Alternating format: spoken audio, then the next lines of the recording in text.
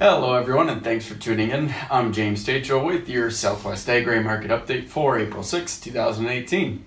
And here we are, another month closer to May when planters will hit the field and another growing season will commence. Looking outside my window right now, it does not feel like planting season is merely a month away. Speaking of planting, a hot topic in our trading room this week was early planting of corn and whether or not we will see any corn in the ground by the end of April here in Ontario. I put my bet on no April corn this year, so if any viewers do happen to get some corn in the ground by the end of April, please let us know.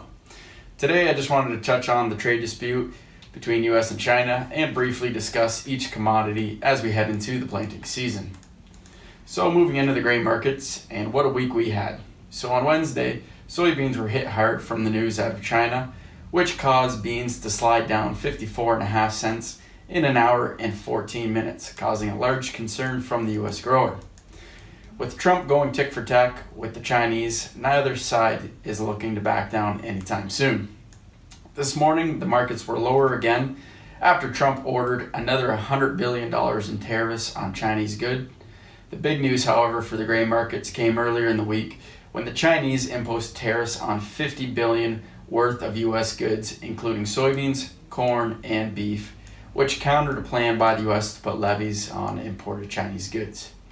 US and China negotiators were reportedly willing to come together after the initial series of threats to hammer out a deal to avoid any disruption in trade, but it's now unclear where those talks will go, if anywhere, after the latest announcement by the White House.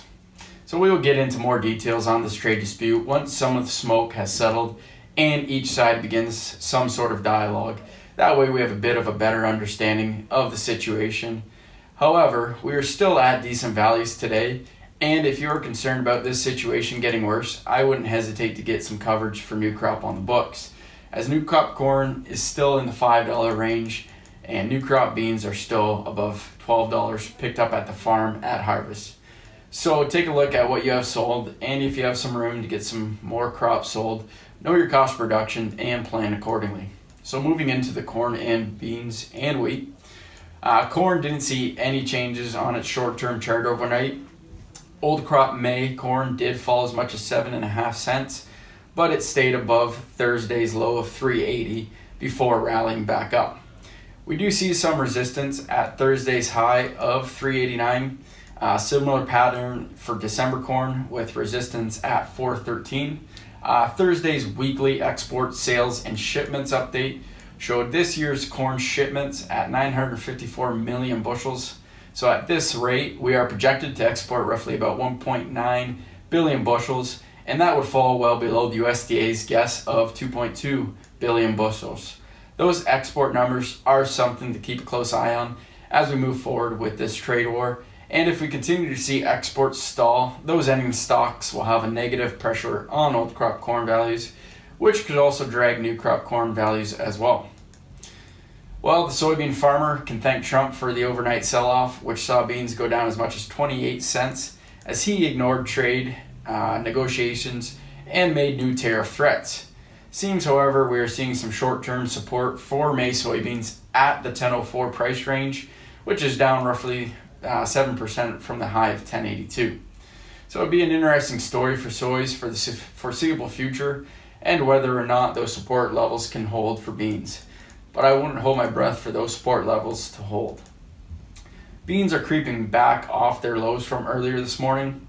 Just an FYI. Soybean export shipments of 1.5 billion bushels project total marketing year at 1.8 billion bushels. That is down from the USDA's guess as well of 2.6 billion bushels. As some part of the recent strength in the overall future market has been based on the Argentine drought and its positive impact on meal and soybean values, I would suggest that producers not fall asleep on other commodities. A negative outcome in beans will ultimately start to have negative implications on corn as well. Wheat's big news today is the weather down in the U.S. southern plains, as temperatures are expected to be in the low teens across most of the wheat growing area Saturday. Wheat seems to be immune to the tariff battle that's going on as wheat is up today.